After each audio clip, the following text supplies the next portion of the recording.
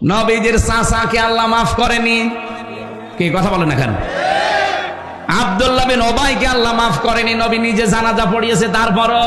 আর আমি হামজা কোথায়? কাবার ইমাম আব্দুর রহমান সোতাইসিকে দিয়েও যদি কেউ জানাজা পড়ান তাকে আল্লাহ মাফ করবে না। জানাজায় আমি বলেও ফেলেছিলাম, আল্লাহ এই লোকটা যেমন ছিল ওর সাথে আচরণ করবা ওই রকম, আল্লাহু আকবার। এটা হচ্ছে নিয়ত। আর এর পরে যা আছে সব তো উল্টা পাল্টা। যা আছে এখানে যাবি, যা। তোর জন্য আমি মিথ্যা কথা বলবো যে বিসমিল্লাহি ওয়া আলা মিল্লাতি রাসূলিল্লাহ? অত পাগল শামসুদ্দিন না। আমার ড্রাইভারের নাম শামসুদ্দিন, ও আবার মনে করে না যেন হুজুর আমারে বলছে।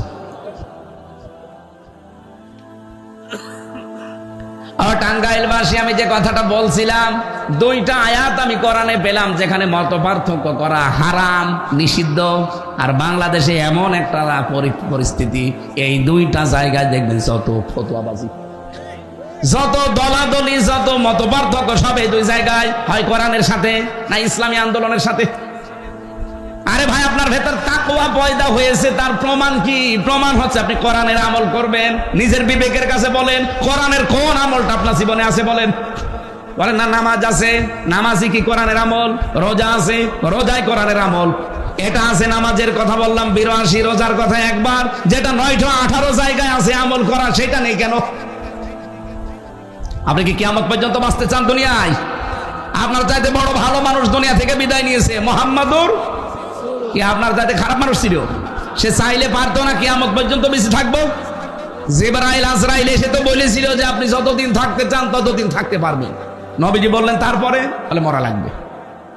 মুহাম্মদ রাসূলুল্লাহ ডাক দিয়ে বলে, ভাই জিবরাইল, যাওয়ায় যদি লাগে আমার থেকে লাভ কি? তাড়াতাড়ি নিয়ে চলো আমার বন্ধুর সাথে আমার দেখা করো।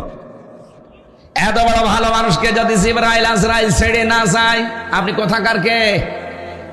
এখানে সেই কয়েকদিন হায়াতে বেঁচে আছেন, এই কাজটা করে যান। আলা আমালু বিতানজিল, আল্লাহর নাজিল কি তো এই বিধানের আমলগুলো দুনিয়ায় একটা একটা করে দেখান। 3 নাম্বার ওয়াল কিনায়াতু বিল কলিল, অল্পে তুষ্ট থাকা লাগবে। এটা নেই আমাদের, এটা নেই। এই জন্য তো দরবেশের মতো মানুষ 36,000 কোটি টাকা চুরি করেছে। আপনি এক জীবনে গুনেও শেষ করতে পারবেন না, হাত দিয়ে হাত ব্যথা হয়ে যাবে। 36,000 কোটি। এই টাঙ্গাইলের পরে সিরাজগঞ্জ,